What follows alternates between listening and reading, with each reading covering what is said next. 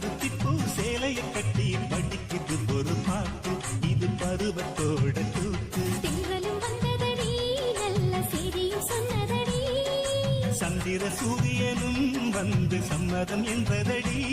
அந்த வானவின் தோரணத்தை வந்து வாசலில் கட்டுங்க, கும்மியை கட்டுங்க. செம்பருத்தி பூ சேலைய கட்டி படிக்குது ஒரு பாட்டு, இது பருவத்தோட கூத்து.